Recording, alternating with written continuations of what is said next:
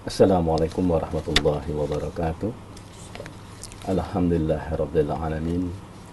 Wassalatu wassalamu ala Rasulillah wa ala alihi washabihi ajmain. Asyhadu an la ilaha illallah wa la syarikalah wa asyhadu anna Muhammadan abduhu wa rasuluh. Allahumma shalli ala Muhammad wa ala ali Muhammad. Amma ba'du. Sahabat Hang yang dirahmati Allah dimanapun Anda berada, senang sekali pada kesempatan kali ini kita bisa bersama kembali dalam program Muhadarah Sobahiyah di edisi Sabtu 14 Desember 2013 Masehi atau bertepatan dengan 12 Safar 1435 Hijriah. Dan tentunya kita tidak lupa dan selalu mengucapkan puja dan puji kepada Allah Subhanahu wa taala, yang mana pada kesempatan kali ini kita selalu diberikan kesempatan, kenikmatan Islam serta kesehatan dan tentunya keluangan waktu kita untuk menuntut ilmu. Seperti yang sudah kami informasikan di iklan-iklan kami bahwa insya Allah pada kesempatan kali ini program Muhadarah Sobahiyah bahwa yang akan mengisi atau memberikan kita tausiah yaitu Al-Ustaz Al-Hisham LC MA yang berasal dari Sumatera Barat.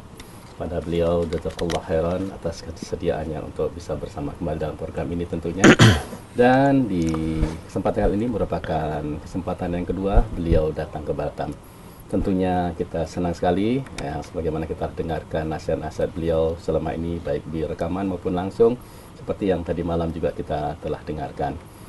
Dan yang paling penting kita berharap pada keridhaan Allah Subhanahu wa taala agar semua yang kita lakukan selalu diberikan kebaikan, selalu diridhoi dan tentu menjadi amalan kita di yaumil akhir nanti. Amin ya rabbal alamin. Di kesempatan kali ini merupakan topiknya yaitu tentang pendidikan anak. Sebagaimana yang kita ketahui bahwa anak adalah suatu amanah dan tentunya bagaimana dan seperti apa dalam permasalahan pendidikan anak ini tentunya secara detail, dan untuk mengupas hal ini Ustaz akan memberikan pada kita nanti. Dan seperti biasa di interaktif silakan ke 0778467106 atau 0778468106 dan SMS silakan ke 085668410106 dengan menulis 2 huruf KI spasi nama serta kirim pertanyaan dan kirim ke nomor tersebut.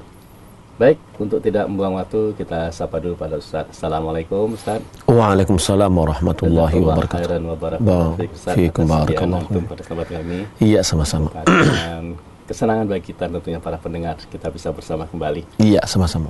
Baik Ustaz, tempat dan waktu kami persilakan Ustaz. Tafadhal maskur. Bismillahirrahmanirrahim. Assalamualaikum warahmatullahi wabarakatuh. Waalaikumsalam warahmatullahi wabarakatuh. Innal hamdalillah nahmaduhu wa nasta'inuhu wa nastaghfiruh wa na'udzu billahi min shururi anfusina wa min sayyiati a'malina. May yahdihillahu fala mudilla lahu wa man yudlil fala hadiya lahu. Wa asyhadu an la ilaha illallah wahdahu la syarika lahu. Wa asyhadu anna Muhammadan abduhu wa rasuluh. Allahumma salli wa sallim ala nabiyyina Muhammad wa ala alihi wa sahbihi ajma'in. Amma ba'd. Qala Allah Ta'ala fil Qur'anil Karim.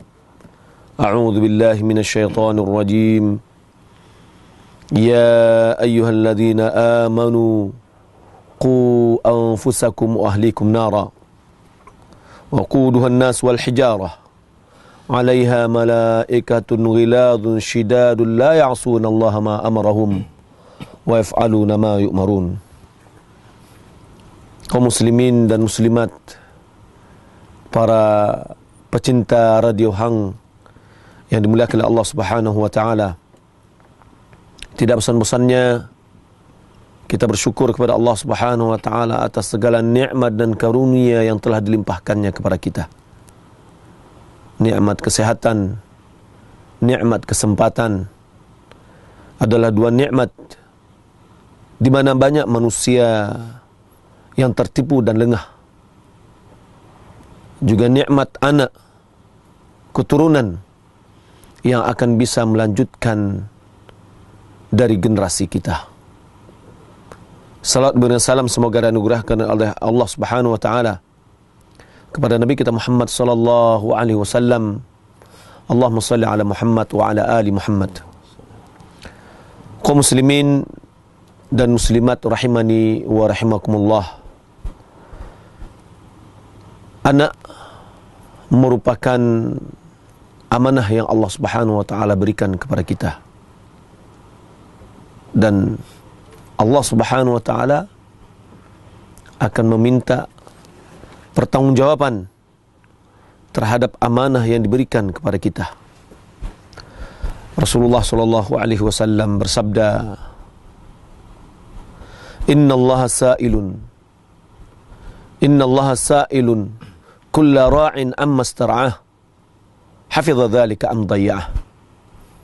Sesungguhnya Allah Subhanahu wa taala akan menanyakan setiap orang yang mengembala, setiap orang yang memimpin terhadap apa yang diamanahkan kepadanya. Apakah dia memelihara, menjaga, memperhatikan amanah tersebut, atau dia sia-siakan? Allah Subhanahu wa taala menawarkan amanah ini ke langit, ke bumi, ke gunung, tapi mereka tidak mau memikulnya. Innal aradna al-amanata ila 'ala as-samawati wal ard wal jibal fa abayna an yahmilnaha wa ashfaqna minha wa hamalaha al-insan innahu kana zaluman jahula.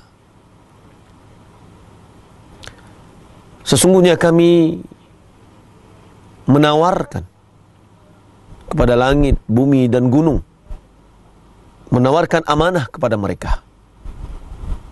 Mereka fa'abaina ayahmilnaha, mereka enggan untuk memikulnya.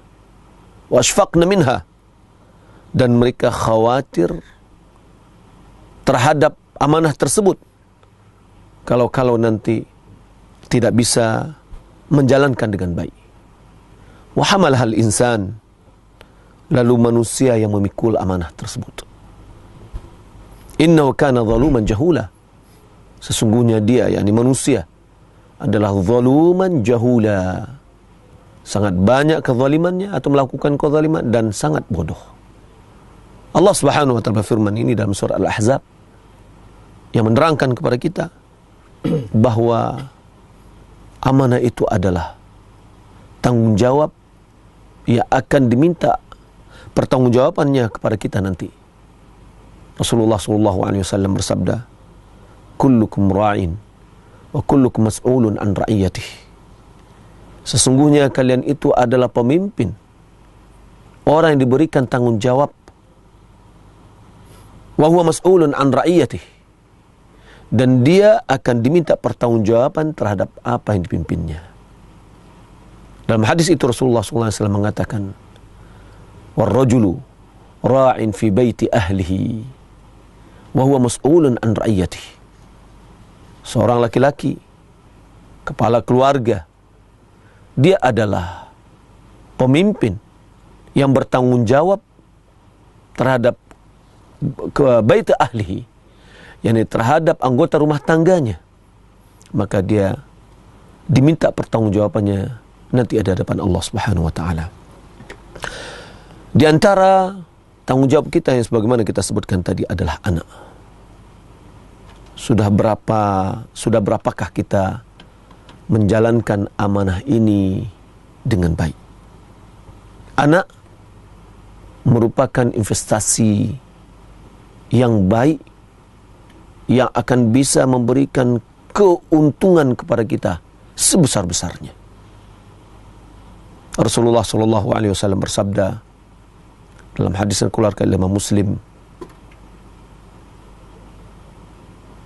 "Idza mata al-insan inqata 'amaluhu illa min thalath."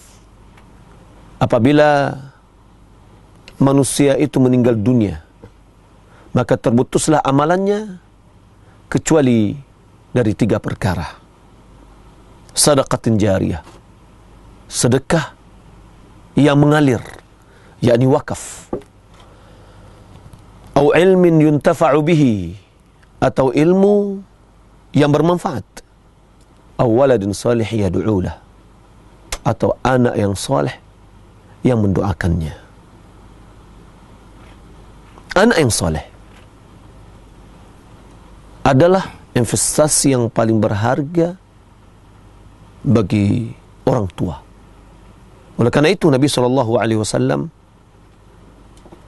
mengatakan bahawa anak tersebut yang soleh, yang mendoakan orang tuanya, akan mengalir pahala kepada orang tuanya walaupun dia sudah di dalam tanah. Imam Nawawi rahimahullah ta'ala dia mengatakan bahawa hadis ini menunjukkan kepada kita bahawa yang tiga hal itu semuanya terkait dengan amalan orang yang waktu hidup dia beramal. Sedekah jariah, wakaf.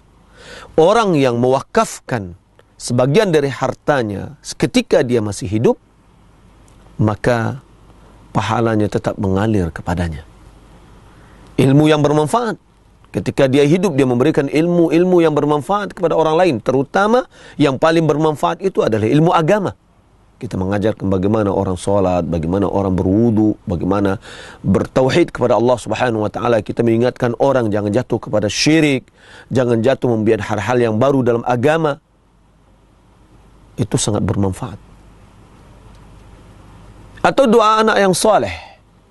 Anak yang soleh adalah hasil dari perbuatan orang tua. Maka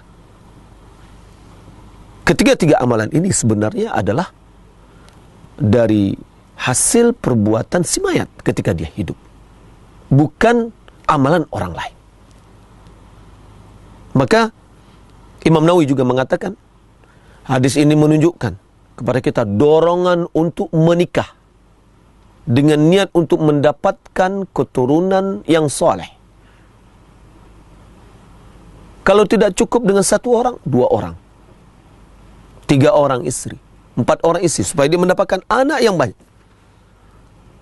Rasulullah SAW mengatakan, tazawwajul waludul wadud, fa inni mukathirum bikumul umam.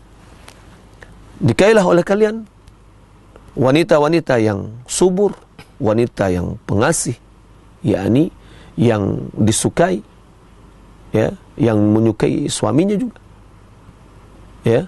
Dan kata Rasulullah SAW, sesungguhnya aku adalah orang yang berbangga dengan kalian, ya, dengan jumlah kalian yang banyak nanti di hadapan umat-umat yang lain. Kaum muslimin dan muslimat yang dimuliakan oleh Allah Subhanahu wa taala. Kalau seandainya anak itu adalah investasi yang paling berharga, dia akan memberikan manfaat kepada orang tuanya ketika orang tua yang sudah meninggal dunia, maka anak itu dia tidak akan terlahir soleh langsung. Karena Allah Subhanahu wa taala mengatakan, wallahu akhrajakum min butuni ummahatikum la ta'lamuna syai'a. Allah mengeluarkan kalian dari perut ibu kalian, la ta'lamuna syai'a. Kalian tidak mengetahui sama sekali. Artinya orang yang lahir dalam keadaan bodoh, lahir dalam keadaan tidak memiliki pengetahuan, lahir dalam keadaan tidak tahu. Maka Allah Subhanahu wa taala mengatakan, wa ja'ala lakum as-sam'a wal absara wal af'idah la'allakum tashkurun. Dan Allah Subhanahu wa taala jadikan bagi kalian pendengaran, penglihatan dan hati agar kalian bersyukur. Bersyukur yakni menjalankan, mempergunakan nikmat-nikmat yang telah Allah berikan di dalam mentaati, di dalam beribadah kepada Allah Subhanahu wa taala. Ilmu tidak akan bisa kita dapatkan dengan tidur. Kita tidak bisa dapatkan dengan angan-angan. Kita tidak akan bisa dapatkan dengan ngobrol saja. Tapi ilmu, al-ilmu bit-ta'allum. Ilmu itu didapatkan dengan cara belajar. Menggali, bertanya, membaca, menghadiri majlis-majlis ilmu. Maka ketika anak yang soleh merupakan investasi yang terbaik, maka tanggung jawab orang tuanya, terutama bapak, untuk bagaimana dia bisa menjadikan anaknya menjadi anak yang soleh. Pendidikan anak kaum muslimin dan muslimat yang dimuliakan Allah Subhanahu wa taala bukan dimulai semenjak dia lahir atau terlahir di dunia. Akan tetapi pendidikan anak dimulai dari awal atau sebelum pernikahan, ketika memilih calon dari ibu bagi anaknya. Hal ini yang dikatakan oleh Umar bin Khattab radhiyallahu taala an, ketika seorang bawa anaknya kepada Umar bin Khattab radhiyallahu taala an. Dia mengadukan kedurhakaan anaknya kepada Amirul Mukminin radhiyallahu an. Lantas anak ini berdiri dan berbicara membela dirinya. Apa kata anak ini? Dengan bertanya kepada Umar bin Khattab, "Ya Amirul Mukminin, ma haqqul waladi ala abihi?" Wahai Amirul Mukminin, apa hak seorang anak terhadap bapaknya? Qala Umar, "An yakhtara lahu umman salihah." Hak seorang anak terhadap bapaknya adalah mencarikan ibu yang salihah. Wa an yu'allimahu syai'an min kitabillah. Hendaklah dia mengajarkan kepada anaknya kitab Allah, syai'an min kitabillah. Diajarkan bagaimana cara membaca Al-Quran, diajarkan hukum-hukum yang ada dalam Al-Quran. Jika kita berbicara dalam Al-Quran, tentu juga tidak akan terlepas dengan sunnah. Kita tidak akan lepas dengan sunnah, karena Allah Subhanahu wa taala memerintahkan kita untuk mentaati Rasulullah sallallahu alaihi wasallam. Bagaimana kita akan bisa mengaplikasikan perintah Allah yang menyuruh kita untuk taat kepada Rasul sementara kita meninggalkan sunnah? Bagaimana kita akan bisa memahami kitab sementara kita tidak mengikuti yang mensyarah kitab itu? Allah Subhanahu wa taala mengatakan, "Anzalna ilaika dzikra litubayyana lin-nasi ma nuzzila ilaihim." Kami turunkan kepadamu zikir, yakni Al-Quran, agar kamu menjelaskan kepada manusia apa yang diturunkan kepada mereka. Wa yakhtara lahu isman hasanan. Yang ketiga, hendaklah dipilihkan baginya nama yang baik. Lantas anak tadi mengatakan, "Ya Amirul Mukminin, fa wallahi inna abi lam yar'a hadhihi al-huquq." Wahai Amirul Mukminin, sesungguhnya bapakku, dia tidak pernah memperhatikan hak-hak ini. Faqad ikhtara li umman la atasharraf biha. Sungguh dia telah memilihkan bagiku seorang ibu yang aku tidak merasa terhormat dan tidak merasa mulia dengannya. Wasammani ja'lan. Dia telah beri nama aku dengan ja'lan, yakni nama yang tidak baik. Walam yu'allimni syai'an min kitabillah. Dan dia belum mengajarkan kepadaku sedikit pun dari Al-Quran, dari kitab Allah. Mendengar hal itu, Umar bin Khattab radhiyallahu ta'ala an, dia mengatakan kepada si laki-laki tadi, seorang bapak yang membawa anaknya tadi. Apa katanya? Ayyuhar rajul, idhab, faqad aqaqta ibnak qabla an yu'aqq. Wahai rajul, sungguh engkau telah mendurhakai anakmu sebelum anakmu mendurhakaimu. Seorang bapak, ketika dia tidak memperhatikan agama anaknya, ketika dia tidak memberikan hak-hak anaknya, ketika anaknya kecil, maka dia telah mendurhakai anaknya Sebelum anaknya nanti, ketika anaknya sudah dewasa, ya, mendurhakai bapaknya.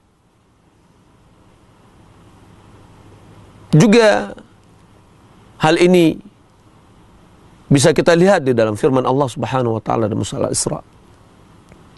Wa imma yablughanna 'indakal kibaru ahaduhuma aw kilahuma fala taqul lahumā uffin wa la tanharhumā wa qul lahumā qawlan karīmā. Boleh jadi salah seorang di antara mereka berdua mendapatkan umur yang tua di sisimu, atau salah seorang di antaranya. Fala taqul lahumā uffin. Janganlah engkau mengatakan perkataan uff, bentuk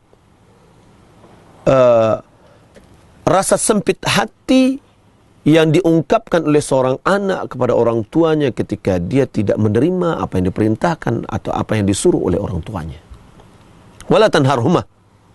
Janganlah kamu menghardiknya. Ulama mengatakan ini menunjukkan bahwa seorang yang berbuat baik kepada anaknya ketika anaknya masih kecil, maka menjadikan anaknya nanti ketika sudah dewasa, sudah besar, dan bapaknya sudah tua, dia akan berbuat baik kepada orang tuanya. Sebaliknya, kalau seandainya orang tua tidak berbuat baik kepada anaknya ketika dia masih kecil, tidak diajarkan agama, tidak dididik dengan pendidikan Islam, maka ketika dia tua dan anaknya sudah besar, anaknya pun tidak akan berbuat baik kepadanya. Kaum muslimin dan muslimat yang dimuliakan oleh Allah Subhanahu wa taala, memilih calon istri atau calon ibu bagi anak itu adalah hak anak kita yang akan lahir dari sulbi kita. Maka bagi ikhwan yang ingin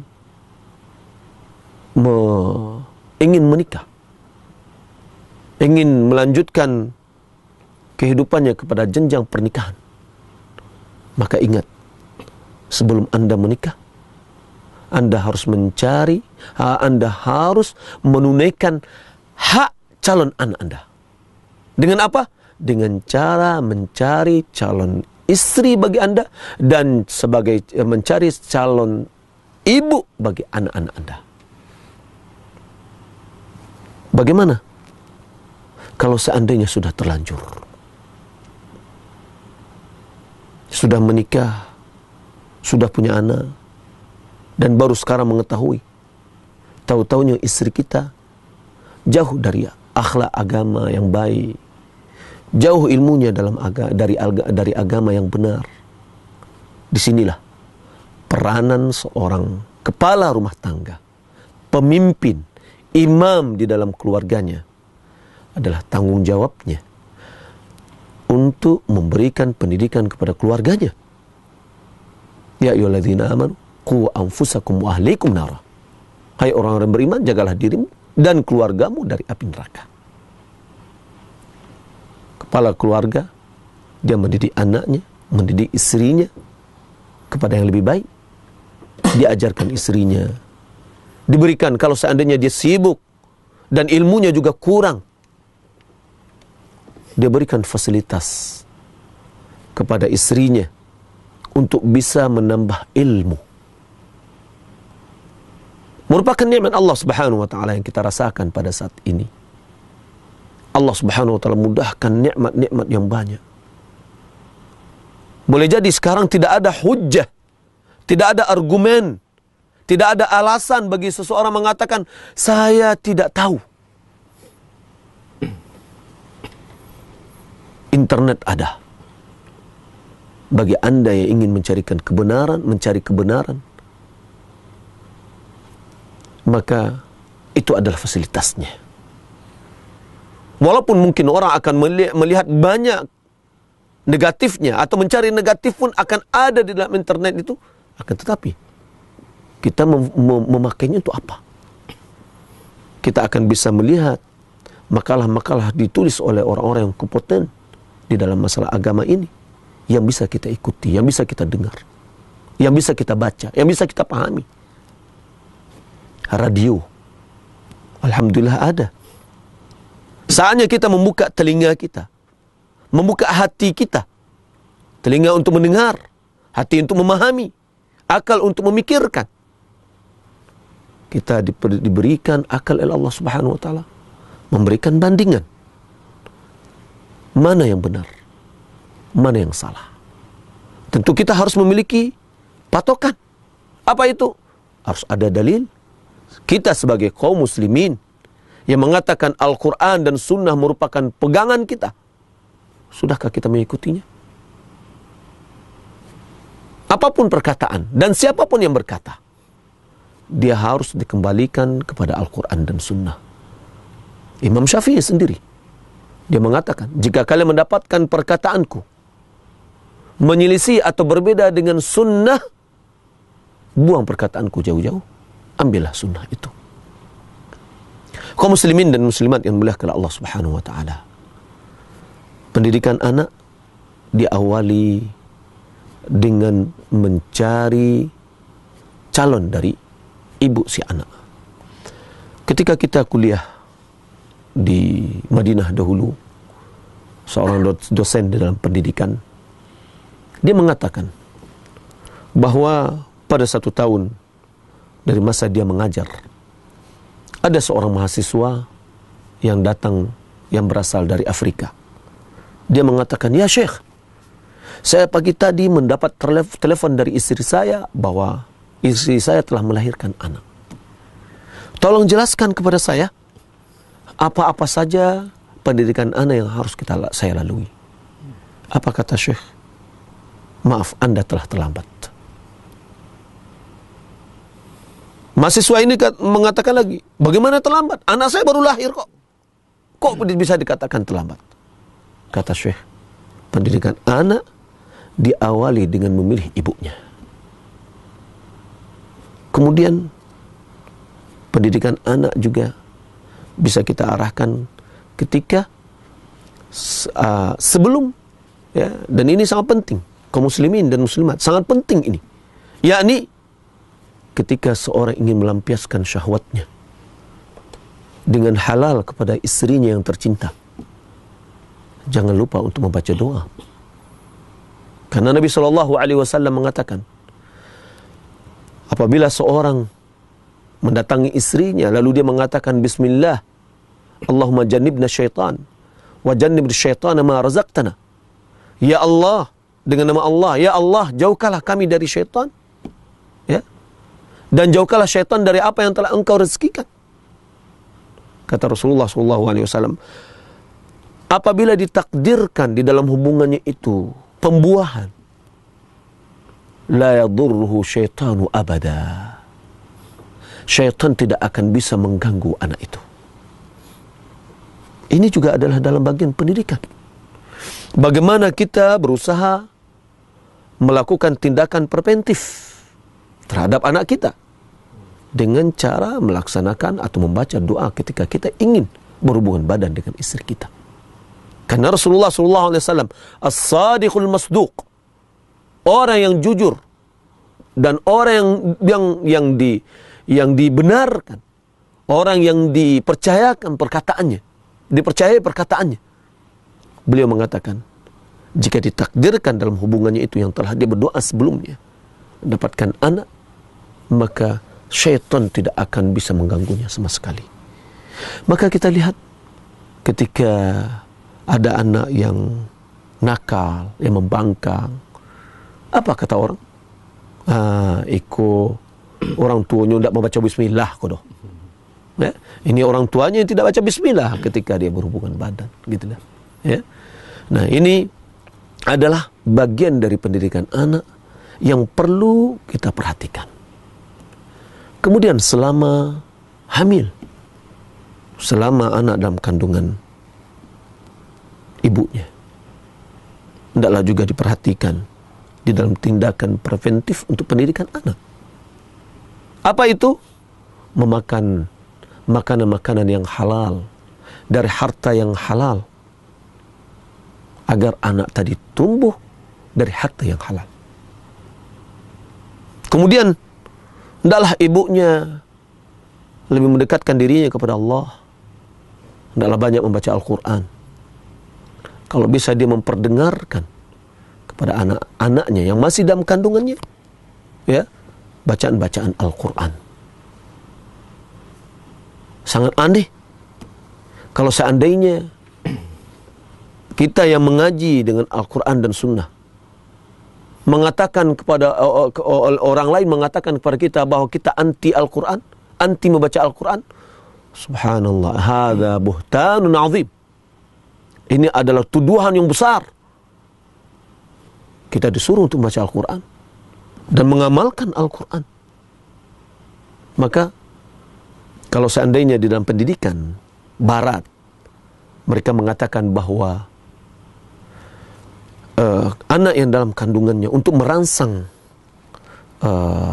sel-sel otaknya, hendaklah diperdengarkan kepadanya musik-musik, ya, atau dikatakan juga musik-musik kerohanian dan yang lain, ya, ditempelkan suaranya atau ke perut ibunya. Ini adalah orang Barat, bukan orang Muslim. Tapi kalau orang Muslim, hendaklah dia memperdengarkan Al-Quran. Hendaklah ibunya pada selama dia hamil, dia mentaatkan dan mendekatkan dirinya kepada Allah Subhanahu wa Ta'ala, agar itu bisa memberikan pengaruh kepada anak-anaknya. Hendaklah ibu ketika dia hamil, hendaklah dia sabar, ya, memperbanyak dirinya dibekali dengan kesabaran, agar karakter-karakter tersebut mempengaruhi kepada anaknya. Dan termasuk sebagian orang yang mengingatkan supaya anaknya bisa menjadi hafal Al-Quran. Juga selama ibunya hamil, hendaklah dia selalu membaca Al-Quran dan memperdengarkan Al-Quran kepada janinnya. Kemudian ketika anak telah lahir, itu merupakan nikmat yang Allah berikan kepada kita. Anak terlahir, kaum muslimin dan muslimat yang dimuliakan Allah Subhanahu wa Ta'ala, adalah anak yang suci. Suci dari dosa. Tidak ada namanya dosa keturunan. Tidak ada namanya dosa yang diwarisi. Nabi SAW bersabda, kullu mauludin yuladu al fitrah. Seorang yang dilahirkan terlahir dalam keadaan fitrah. Fa abawahu yahwidanihi au yunassiranihi au yumajjisani. Maka kedua orang ibu bapaknya yang akan menjadikannya dia sebagai orang Yahudi, atau menjadikan dia sebagai orang yang Nasrani, atau menjadikan dia menjadi orang Majusi. Ini menunjukkan pengaruh lingkungan terhadap anak, atau pengaruh lingkungan di dalam pendidikan. Karena orang yang berada di sekitar anak itu adalah lingkungannya. Orang tuanya, kakaknya, atau pamannya, kakek neneknya, tetangganya, itu adalah lingkungan. Maka itulah yang akan mempengaruhi kepada pendidikan anak. Kalau kita ingin menjadikan anak kita pendidikannya baik, maka kita juga harus di samping kita menanamkan, mengisi poin-poin agama, kita juga harus menjaga lingkungan anak kita. Berarti di sini dituntut keluarga itu betul-betul keluarga yang islami, keluarga yang mengetahui hak-hak Allah Subhanahu wa Ta'ala, agar anak yang tumbuh di dalam rumah tangga itu menjadi anak-anak yang saleh. Kita lihat bahwa ulama-ulama dahulu, mereka adalah orang-orang yang tumbuh di tengah-tengah keluarga yang ulama, ya, yang memberikan perhatian yang dalam terhadap ilmu agama. Maka akan tumbuhlah generasi-generasi yang baik. Dalam pendidikan kaum muslimin dan muslimat yang dimuliakan Allah Subhanahu wa Ta'ala, dalam pendidikan anak, peranan ibu sangat-sangat berpengaruh. Maka oleh karena itu, pesan dari Umar bin Khattab radhiyallahu ta'ala anhu, hendaklah dia memilih, ya, hendaklah dia memilih ibu yang salihah. Kenapa? Karena ibu adalah sekolah pertama. Al-ummu madrasatun. Idza a'adatta sya'ban taibal a'raqi. Ibu itu adalah sekolah. Jika kamu mempersiapkannya, kamu telah mempersiapkan bangsa yang berkepribadian yang baik. Bangsa dengan jumlah manusia yang banyak, dia terdiri dari sekian banyak masyarakat. Masyarakat, dia terdiri dari sekian keluarga. Dan dalam keluarga, di dalam pendidikan yang sangat berperan adalah ibu. Kaum muslimin dan muslimat yang dimuliakan Allah Subhanahu wa taala. Bagaimana anak belajar dengan ibu? Anak akan merekam seluruh apa yang dilakukan dan dikatakan oleh sang ibu. Kalau seandainya yang diperhatikan oleh sang laki-laki, calon istri yang cantik, yang kaya, tapi akhlaknya tidak baik, agamanya tidak ada. Kalau kecantikannya hilang, tinggallah akhlak yang tidak baik itu. Tinggallah agamanya yang kosong. Jika hartanya habis, tinggallah akhlaknya yang jelek. Akan tetapi, kalau yang diperhatikannya adalah agama, makanya Nabi SAW mengatakan, "Fadhbar bidzatid din taribat yadak." Carilah yang beragama, maka Anda akan beruntung. Maka walaupun hartanya habis, kecantikannya luntur, tapi agamanya tetap ada. Dan inilah merupakan yang bisa, yang kekal untuk dirinya dan keluarganya. Anak akan mencontoh ibunya. Ketika ibu yang salihah, dia berbuat baik dengan suaminya, dia bergaul dengan suaminya dengan santun, dengan penuh kecintaan dan kasih sayang, dengan penuh kehormatan, maka akhlak itu akan mengalir kepada tubuh anaknya. Akan tertanam di dalam hatinya bahwa inilah yang harus dicontoh. Tapi sebaliknya, kalau seandainya istri adalah istri yang tidak salihah, membangkang kepada suaminya, berdusta kepada suaminya, maka hubungan yang seperti ini akan ditiru oleh anak-anak. Malahan ada di antara orang tua atau ibu yang mengajarkan kepada anaknya kebohongan terhadap bapaknya. Ingat, sadar atau tidak sadar, sang ibu telah mengajarkan yang jelek kepada anaknya. Terkadang ada juga ibu yang dia berusaha menggait anaknya untuk memusuhi bapaknya. Maka oleh karena itu, pentingnya sang ibu menjadi ibu yang saleh. Kita lihat kaum muslimin dan muslimat yang dimuliakan Allah Subhanahu wa taala. Dari kisah Ismail dengan Ibrahim, apa yang akan bisa kita ambil dari pendidikan anak? Bisa kita ambil bagaimana keluarga membentuk akidah dan kepribadian anak. Ketika Nabi Ibrahim alaihissalam mengatakan, "Ya bunayya inni ara fil manami anni adbahuk, fanzur madza tara." Wahai anakku, aku melihat di dalam tidurku aku menyembelihmu. Apa pendapatmu? Kalau perkataan yang sama kita lontarkan sekarang kepada anak-anak, apa katanya? Iku apalah lagi lo iku. Ini adalah bapak yang sudah tenggen, yang sudah gila. Masa dia mau membunuh, menyembelih anaknya sendiri? Ya, kita lihat apa kata Ismail. Apa kata Ismail? Ya abatif al ma tu'mar satajiduni insyaallah minas sabirin. wahai bapakku, laksanakan apa yang diperintahkan kepadamu. Insya Allah Anda akan mendapatkan aku dari orang yang sabar. Apakah kepribadian seorang anak ini akan muncul begitu saja?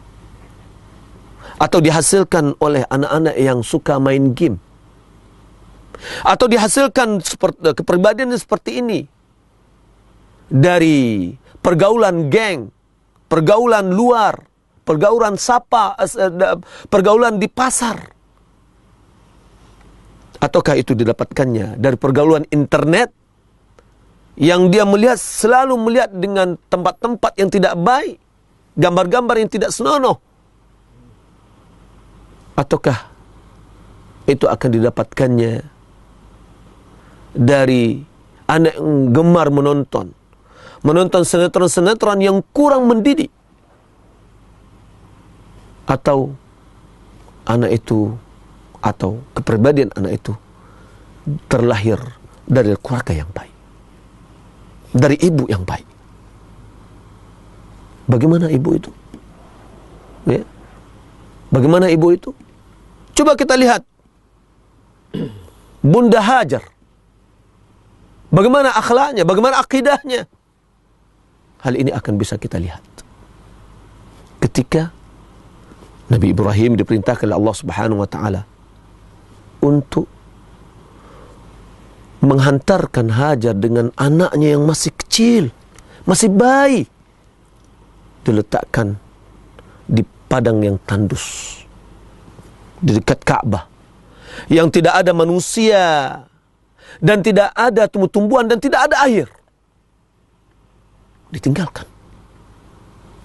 Ketika ditinggalkan, dia pergi dan dia tidak mau melihat ke belakang. Hajar memanggil. Tapi Nabi Ibrahim alaihissalam tidak mau dia menoleh. Dia katakan, Allahu amarkum bihada. Allahu amarka bihada. Apakah Allah yang memerintahkanmu untuk ini? Tidak dijawab. Diulang lagi. Apakah Allah menyuruhmu begini? Dia diam juga. Yang ketiga diulangi lagi, diikuti oleh Hajar di belakang. Ibrahim tidak melihat, tidak mau menoleh ke belakang. Apakah Allah yang menyuruhmu untuk melakukan ini? Kata Nabi Ibrahim, iya, Allah yang menyuruh. Kalau seandainya hal yang sama kita tuturkan kepada istri-istri pada saat ini, apa yang akan mereka katakan? Boleh jadi mereka mengatakan, enggak mungkin, mustahil. Masa Allah menyuruh gini, ini mensengsarakan, ini dan begitu. Tapi lihat bagaimana Hajar. Ketika dia sudah mendapatkan jawaban dari Ibrahim bahwa Allah yang menyuruhnya, dia mengatakan, "Idzan la yudayyi'ana." Kalau begitu, kalau memang Allah yang memerintahkanmu, niscaya Allah tidak akan menyanyiakan kita. Hal ini datang dari keyakinan, datang dari akidah yang rasikhah, yang kuat, yang tertanam di dalam hati. Seorang ibu yang tertanam dalam hatinya, dalam hatinya akidah yang kuat, itulah yang akan menghasilkan pendidikan anak yang baik. Apakah keyakinan yang seperti itu dan tekad yang seperti itu adalah ibu-ibu yang suka gosipan? Atau ibu-ibu yang suka ngumpul-ngumpul yang tidak tahu ujung pangkalnya? Atau ibu-ibu yang suka pergi ke mall, menghabiskan waktunya? Atau ibu-ibu yang suka meminta tuntutan-tuntutan yang tinggi kepada suaminya? Tentu bukan itu.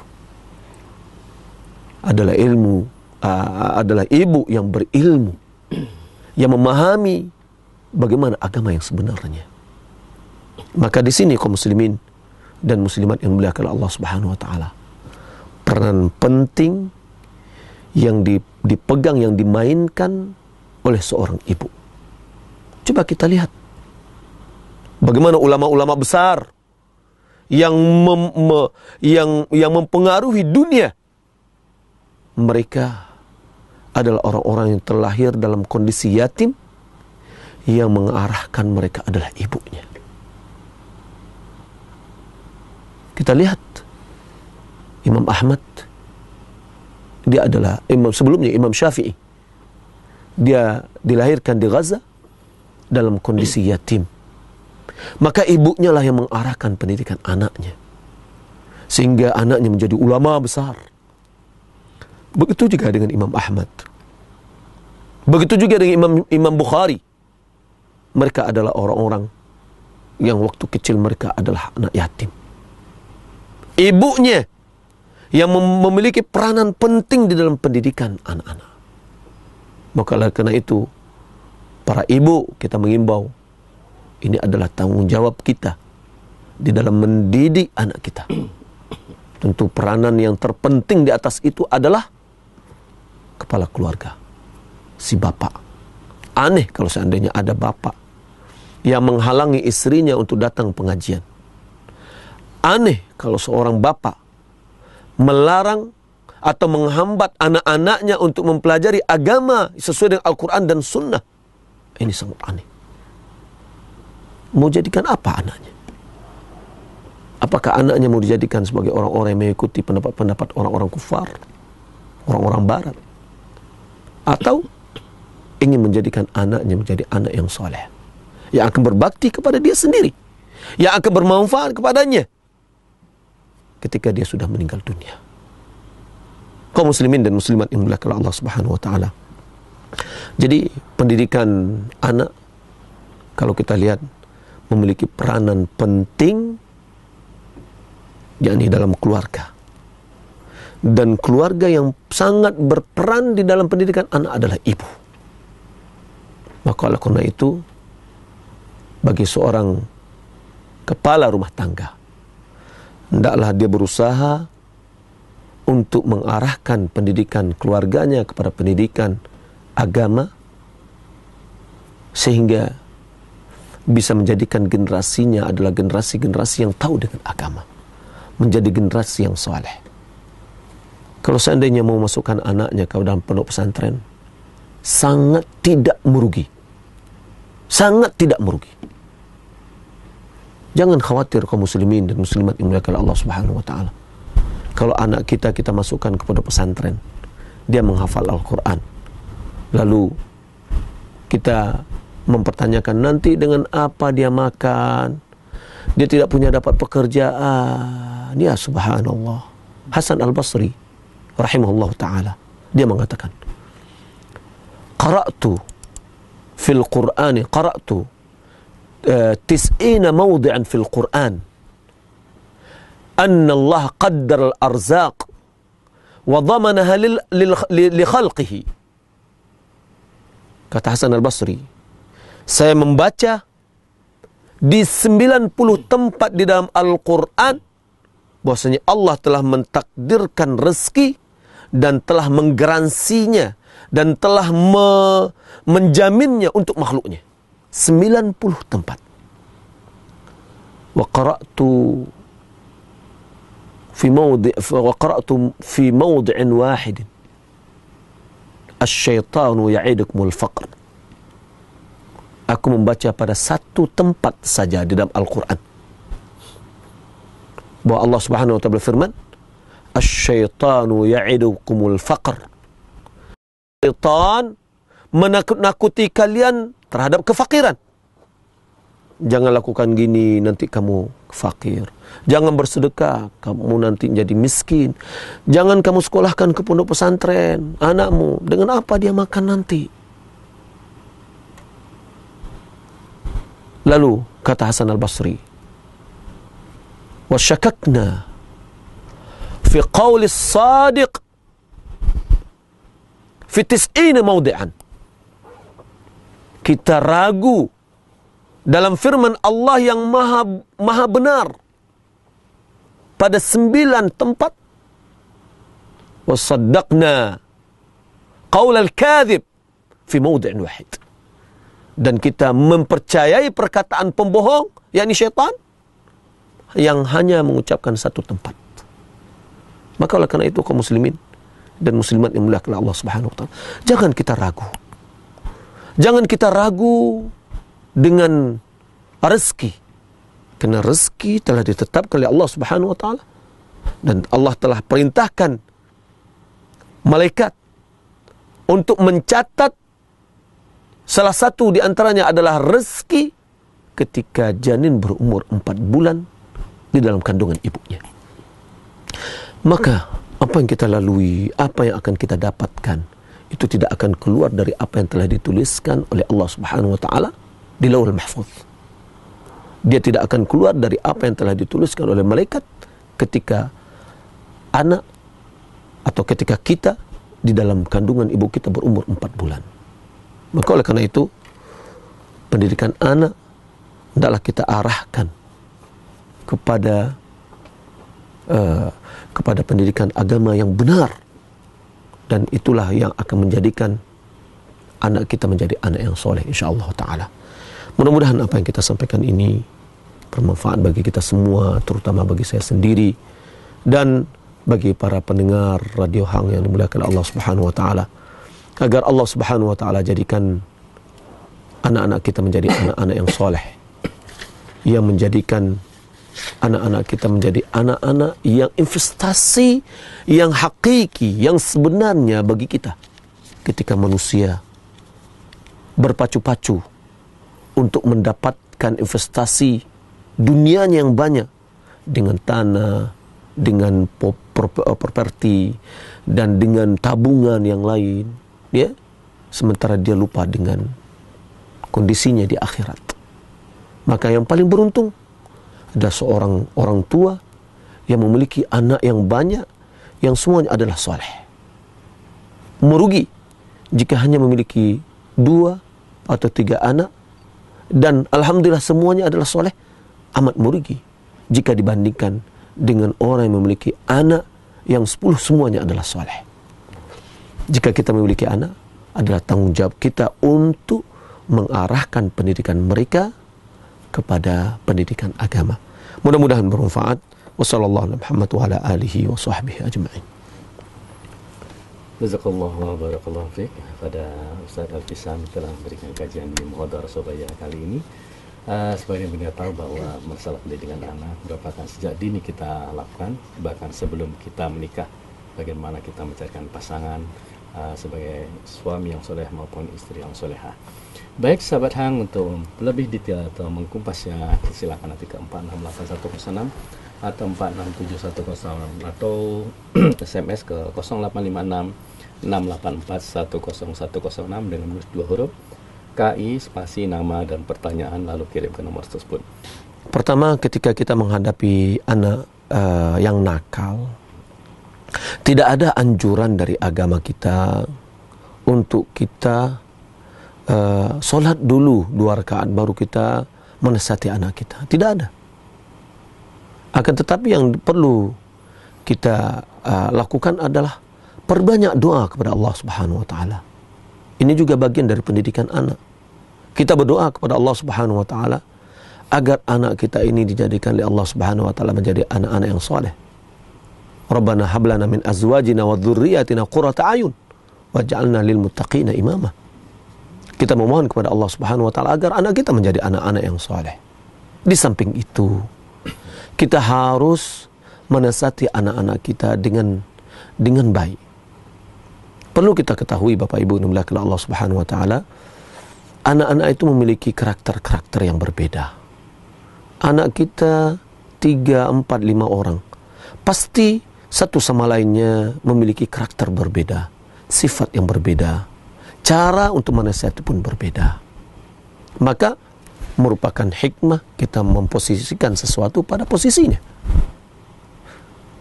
Untuk menasihatinya kita lihat dulu permasalahannya apa.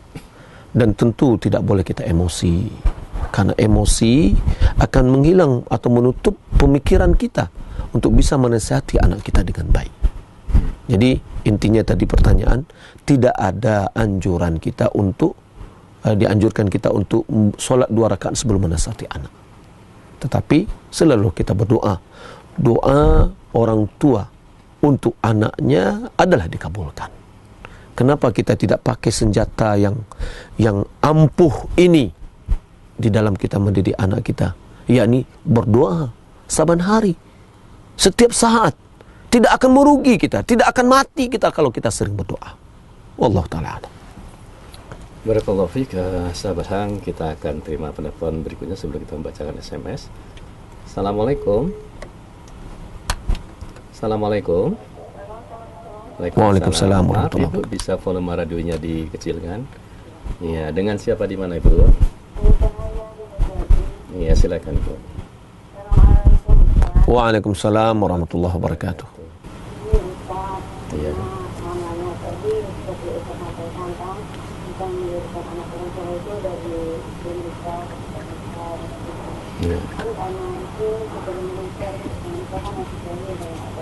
Iya.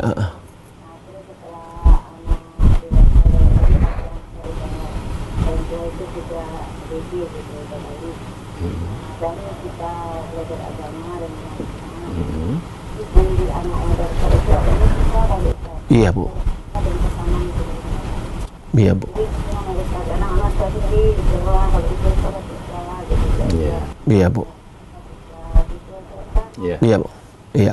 Assalamualaikum warahmatullahi wabarakatuh. Waalaikumsalam warahmatullahi wabarakatuh. Tafadhal Ustaz. Iya, problematika di dalam rumah tangga kita terutama adalah masalah anak nakal, kemudian anak yang tidak mau patuh, tidak mau sholat dan yang lainnya. Yang pertama, ini adalah bagian dari musibah. Musibah itu akan dihilangkan oleh Allah Subhanahu wa taala ketika kita mendekatkan diri kita kepada Allah. Perbanyak ibadah kita, perbaiki diri kita. Koreksi diri kita dulu. Apakah harta yang kita makan adalah harta yang halal atau yang haram? Apakah yang kita lakukan itu adalah perbuatan-perbuatan yang halal atau yang haram? Ini yang pertama. Yang kedua, di dalam mendidik anak kita, anak itu tumbuh dengan fase-fase. Maka hendaklah kita harus mengetahui karakter yang sangat menonjol pada setiap fase itu. Fase bayi dari 0 sampai umur 2 tahun. Kemudian fase kanak-kanak mulai dari 2 tahun 1 hari sampai 6 tahun. Dia memiliki karakter bagaimana, ya.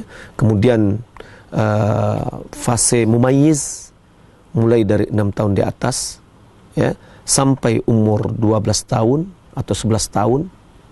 Itu adalah umur mumayyiz, yakni sebelum baligh. Dan kemudian umur baligh, akhir baligh atau murahaqah, penceroba. Itu mulai, ada yang mengatakan dia mulai dari umur 10 tahun, ada yang mengatakan dari umur 11 tahun sampai umur 18 tahun. Kalau kita lihat dibawa dari jenjang pendidikan, ya, umur mumayyiz itu adalah umur jenjang pendidikan SD, kemudian umur murahaqah atau akhir baligh adalah umur SMP dan SMA. Nah, di sini mereka memiliki karakter-karakter tersendiri. Di antaranya di situ ada karakter dorongan syahwatnya, ya, biologisnya. Maka kita lihat mulai anak-anak mengetahui lawan jenisnya, ya. Nah, di sini perlu kita mengontrol dengan baik. Kemudian juga infialiyah, emosional anak pada saat itu juga tidak stabil. Dan ini kalau kita lihat anak pada saat itu dia ingin menampakkan jati dirinya. Nah, ketika kita berbicara dengan anak dengan menekan anak, apalagi di antara orang tua ada yang seakan-akan dia ingin menjatuhkan anaknya, ya, kehormatan anak ini dijatuhkan dengan mengatakan Anda bodoh, Anda begini, Anda begini. Ini hati-hati kita. Anak tidak akan menerima dia karena dia sudah mulai merasakan akan dirinya. Dia tidak mau direndahkan, diremehkan. Nah, maka kita sebagai orang tua, kita ajak, ya, anak pada umur pada umur mumayyiz, pada umur SD, itu diperlukan contoh suri tauladan dan motivasi. Kita contohkan, kita kasih motivasi. Ya, motivasi ini dengan pujian, mungkin dengan hadiah, mungkin atau yang lainnya. Tidak apa-apa kalau seandainya kita harus ngasih dia uang, habis uang kita, tapi jadikan anak itu jadi anak yang soleh. Pada umur di atas dari itu, yakni umur murahaqah, umur pencoroba, hendaklah kita jadikan anak kita adalah kawan. Hendaklah kita ini kawan untuk anak kita. Coba kita lihat anak kita ketika dia berbicara dengan orang lain. Ya, kenapa dia lebih enjoy, lebih senang, banyak berbicara. Tapi ketika dia berbicara dengan kita, ya, dia tertutup. Boleh jadi karena kita dari awal kita sudah menekan. Boleh jadi kita dari awal sudah menjatuhkan dia di hadapan kita. Ya, nah, sehingga terjadi gap. Anak adalah bawah, orang tua di atas. Nah, di sini menjadikan anak kita sedikit mendongkol ketika kita nasihati. Kemudian juga hendaklah kita nasihati, mencari waktu-waktu yang tepat untuk menasihati anak. Jangan kita terlalu nyinyir untuk berbicara menasihatinya. Karena kalau telinga sudah sering mendengar, dia akan menjadi baal, dia akan menjadi bebal. Dia akan menjadi tidak berfungsi lagi. Masuk telinga kanan, keluar telinga kiri. Maka intinya dari pertanyaan tadi, kita berusaha mendekati. Pertama, perbaiki diri kita dulu. Ya. Bagaimana kita akan menyuruh anak kita untuk sholat tepat pada waktunya, sementara lingkungannya. Kita alhamdulillah, mungkin ibu alhamdulillah sudah mendapatkan hidayah untuk mengikuti sunnah, mengikuti agama ini dengan baik. Boleh jadi abinya belum seperti itu. Nah, ketika kita menyuruh dia sholat, dia akan melihat bapaknya. Bapaknya aja masih lalai. Nah, jadi perlu kita perbaiki diri kita, perbaiki lingkungan kita, keluarga kita, ya, dengan kita mendekatkan diri kepada Allah Subhanahu wa taala, dan kita berdoa agar kita diberikan kemudahan dan dijadikan anak kita menjadi anak-anak yang soleh. Hati-hati Bapak Ibu dimuliakan Allah Subhanahu wa taala dalam ungkapan kita. Jangan kita melaknat, ya, anak-anak kita, karena itu adalah doa juga. Hati-hati, ya, apalagi pada waktu-waktu dikabulkannya doa. Wallahu taala alam. Baik, kita akan bacakan pertanyaan lewat pesan singkat datangnya dari Mariam di Batu Aji. Ustaz, Assalamualaikum Ustaz. Waalaikumsalam warahmatullahi wabarakatuh. Ustaz, saya punya anak tiri dan saya merasa sangat berat mengurus dan mendidik mereka. Karena anak-anak ini ikut saya tidak dari bayi dan susah dinasihati. Saya sangat takut tidak amanat Ustaz. Apakah saya boleh minta cerai Ustaz? Ibu yang dimuliakan Allah Subhanahu wa taala, Ibu Maryam. Tujuan dari pernikahan kita adalah kita ingin mencari salah satu pintu-pintu surga. Kata Rasulullah SAW, ay imra'atin salat khamsaha wa shamat syahraha wa hafizat farjaha wa ata'at zawjaha qila laha udkhil jannah min ay babin syi'ti.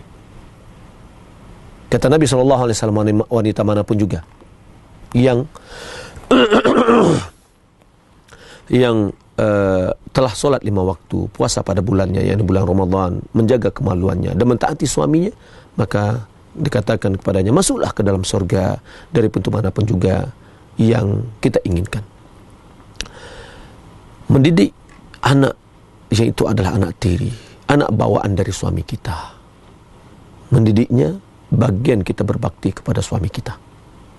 Begitu juga kalau seandainya suami memiliki 2 istri. Anak yang ada di kita atau anak yang ada pada madu kita, kedua-duanya adalah anak suami kita. Cuma berbeda wadah ketika dia ingin lahir. Nah, kita sebagai istri yang ingin mengharapkan dari taat kepada suami, mau tak mau kita harus melatih diri kita untuk bersabar, melatih diri kita untuk tidak emosi, melatih diri kita untuk bisa mengharapkan kita untuk bisa masuk surga dengan baik dengan memberikan pendidikan kepada anak tiri kita.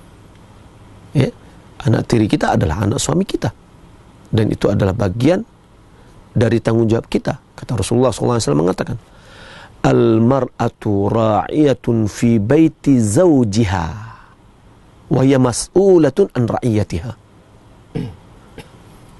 Seorang perempuan, dia adalah pemimpin, yakni bertanggung jawab terhadap rumah suaminya.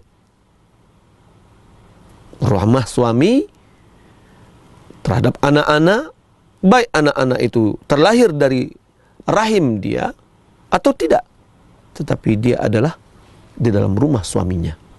Maka itu adalah tanggung jawab seorang ibu atau seorang istri, dan akan diminta pertanggungjawaban terhadap yang diamanatkan kepadanya. Maka tidaklah baik, ibu yang dimuliakan oleh Allah Subhanahu wa taala, ibu meminta cerai ya kepada kepada suami, karena seorang perempuan jauh lebih baik dia itu bersuami ketimbang tidak bersuami. Bagaimanapun juga sulitnya, dan insyaallah taala besok kita akan membahas tentang problem rumah tangga ya. Akan tapi sesuai dengan pertanyaan tadi, bersabarlah ibu, dekatkan diri kita kepada anak, dekatkan diri kita kepada Allah, berdoa kita kepada Allah Subhanahu wa taala agar Allah ciptakan kecintaan kita kepada anak-anak tiri kita, dan itu adalah bagian dari keluarga kita, bagian dari lingkungan kita yang harus kita pelihara, karena ini ada juga amanat dari suami kita. Wallahu taala alam. Sahabat yang dirahmati Allah dimanapun Anda berada, kita masih ada lebih kurang 15 menit ke depan. Baik, kita akan terima penelpon selanjutnya. Terputus, kami persilakan ke line telepon kami, atau sambil menunggu penelpon kita seperti sudah masuk lagi. Assalamualaikum. Maaf Ibu, bisa volume radionya dikecilkan sedikit ya. Ya, Ibu dari siapa, di mana? Nia di Batam. Iya. Batamnya di mana Bu? Maaf. Iya, silakan Ibu. Waalaikumsalam warahmatullahi wabarakatuh.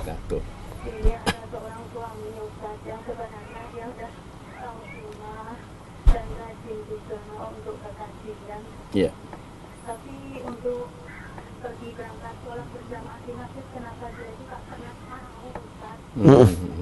Terus yang kedua itu, Ustaz, di dalam keluarga dia itu belum pernah namanya mengajarkan mengaji, karena ternyata suaminya itu sama sekali nggak pernah bisa ngaji, Ustaz.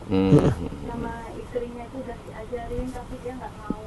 Disuruh ikut belajar ngaji duluan, dia juga tak mau. Ya, itu aja Ibu. Iya. Ya. Solusi dan doanya ya Ustaz. Iya, sama-sama. Iya, Bu. Itu aja Bu. Nanti malam kalau misalkan nggak keberatan, tolong nanti disinggung tentang masalah ini. Nanti insya Allah suami datang Ustaz, jadi saya itu biar dengar sampai ke hati. Iya. Itu aja Bu ya. Iya, Pak. Waalaikumsalam warahmatullahi wabarakatuh. Iya, terima kasih Ibu yang dimuliakan oleh Allah Subhanahu wa taala. Pertama, perlu kita ingat bahwa amalan kita di dunia adalah untuk masing-masing kita di akhirat. Amalan suami untuk suami, amalan istri untuk istri. Akan tetapi, hendaklah kita saling menasihati agar semuanya kita bisa masuk ke dalam surga. Suami yang Ibu sampaikan tadi, saya melihat adalah suami yang baik. Buktinya, alhamdulillah dia sudah hadir dalam pengajian. Boleh jadi dia melakukan hal-hal yang banyak, bermacam-macam kesalahan dahulunya. Sudah banyak dia tinggalkan. Tapi masih ada yang berat.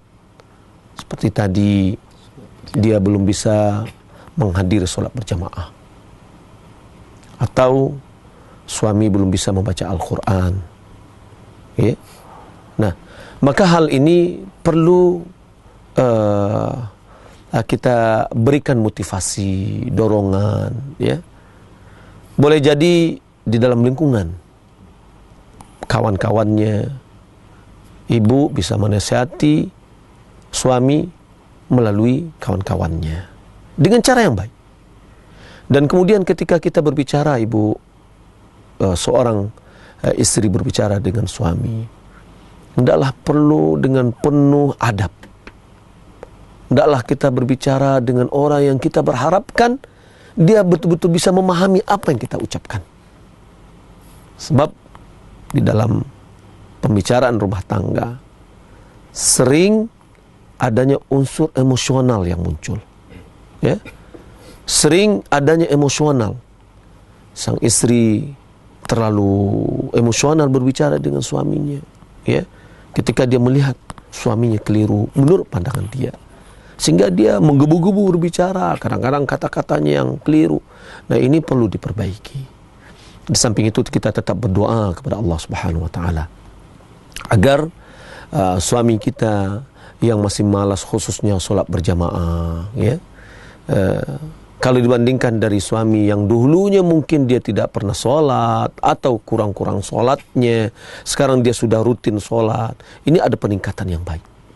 Akan tetapi kita minta kepada kita semua yang sudah mengaji, ya, hendaklah apa yang kita pelajari itu kita amalkan.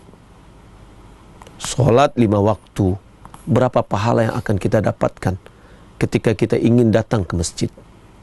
Langkah yang kita langkahkan tidaklah satu langkah kita langkahkan, kecuali dosa-dosa digugurkan, derajat kita dinaikkan.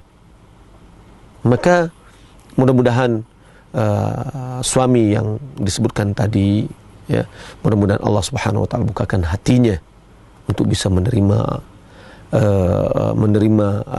kebenaran, untuk bisa dibukakan hatinya untuk bisa melaksanakan solat berjamaah ke masjid, dibukakan hatinya untuk bisa mempelajari Al-Quran dengan baik, membaca Al-Quran yang baik. Sekali lagi kita ingatkan ibu, kalau seandainya kita sudah tahu suami kita seperti itu, jangan kita memaksa. Tapi tolonglah kita berbicara pada malam hari, kita berbicara hati ke hati, gitu ya. Dengan bentuk kita menundukkan diri kita, ya, hati kita dalam berbicara, sehingga dia merasa diajak, bukan merasa diajari. Wallahu ta'ala alam. Sahabat, kita lanjutkan pada pertanyaan lewat pesan singkat datangnya dari Puji di Singapura. Assalamualaikum Ustaz. Waalaikumsalam warahmatullahi wabarakatuh. Ustaz, saya seorang ibu dari satu anak. Yang mau saya tanyakan adalah, apakah Bapak tiri punya kewajiban untuk pendidikan anak saya? Apakah saya berdosa jika saya berbohong tentang penghasilan saya yang saya gunakan untuk membiayai hidup dan pendidikan anak? Karena suami saya tidak bertanggung jawab dengan anak saya, Ustaz. Terima kasih. Iya. Waalaikumsalam warahmatullahi wabarakatuh. Anak kita adalah tanggung jawab bapaknya. Ya, tanggung jawab bapaknya. Kalau seandainya kita berpisah dengan suami kita, yang suami masih hidup, itu adalah tanggung jawab bapaknya. Tapi kalau seandainya tanggung jawab ini tidak dijalankan oleh bapaknya, tentu kita tidak akan membiarkan anak kita terlantar yang tidak ada mengurusinya. Maka kitalah yang mengurusinya sebagai ibu. Kalau adapun tanggung jawab bapaknya yang tidak menghiraukan kepada anaknya, maka itu di hadapan Allah Subhanahu wa taala dipertanggungjawabkan nantinya. Adapun bapak tiri terhadap anak, apakah dia memiliki tanggung jawab? Secara tanggung jawab yang langsung, wallahu alam, saya tidak mendapatkan penjelasan yang jelas. Akan tetapi min babil ihsan, dari sisi berbuat baik, kita menikahi ibunya, maka hendaklah kita memberikan kebaikan kepada anaknya. Hendaklah kita memperhatikan pendidikan anak. Yang jelas, banyak sekali hadis-hadis yang menerangkan kepada kita manfaat ketika kita berbuat baik kepada orang lain. Apalagi ini adalah anak tiri kita.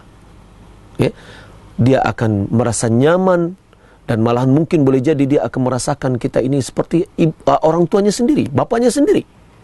Dia akan mendoakan kita dan seterusnya. Nah, kalau seandainya suami tidak bertanggung jawab hal itu, kemudian sang istri tidak menyampaikan gaji kepada suaminya, suami tidak berhak terhadap gaji istri. Sekali lagi, suami tidak berhak terhadap gaji istri. Malahan istri punya hak dari harta suami yang dinafkahkan untuk keluarganya. Istri tidak memiliki kewajiban untuk menafkahi keluarga. Kita katakan tidak punya kewajiban, bukan berarti tidak boleh. Kalau sang istri dia punya gajinya lebih besar dari gaji suaminya misalkan, dan dia ingin memperbaiki keluarganya, menafkahi keluarganya, silakan. Ya, dan tapi tidak ada pemaksaan dari suami agar istri harus menafkahi keluarga. Tidak ada pemaksaan. Kalau seandainya istri mau, silakan. Maka istri ketika dia memiliki harta, dia simpan, ya, untuk pendidikan anaknya dan yang lain, apalagi suami punya karakter tidak bertanggung jawab dalam hal ini, maka saya lihat ibu tidak ada masalah untuk menabung atau menyimpan hartanya. Wallahu a'lam. Barakallahu fiik, sahabat Quran, kita masih ada lebih kurang 10 menit ke depan. Kita mencoba untuk menjawab setiap pertanyaan. Kita lagi dengan pertanyaan via telepon. Assalamualaikum. Maaf, dari siapa, di mana? Akbar di Batu Ampar. Silakan. Waalaikumsalam warahmatullahi wabarakatuh.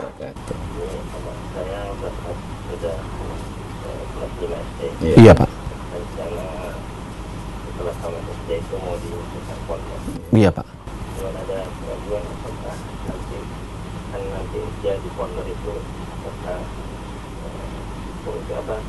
Pendidikan dari orang tuanya agak berkurang. Iya. Dia nggak bertemu orang tua dengan waktu yang lama. Iya. Keraguan kayak gitu. Iya. Iya. Iya. Itu aja. Waalaikumsalam warahmatullahi wabarakatuh. Sebenarnya kondisi itu bisa kita kompromikan, Pak. Yang pertama, orang tua dia akan melihat dirinya sendiri. Bagaimana, apakah dia adalah orang yang mampu untuk memberikan pendidikan langsung secara maksimal untuk anaknya atau tidak? Dia punya kemampuan untuk itu atau tidak? Kalau tidak, maka dia lihat, carilah pesantren yang betul-betul bisa mengarahkan anaknya menjadi anak yang soleh atau soleha. Adapun hubungan pendidikan anak atau nilai-nilai yang ditanamkan oleh orang tuanya kepada anaknya, itu tidak menutup kemungkinan, ya, bahwa dia tetap misalkan mengunjungi anaknya, ya, atau menelepon anaknya. Dengan hal ini, insya Allah akan bisa terbangun hubungan atau penanaman nilai-nilai yang ditanamkan oleh orang tua.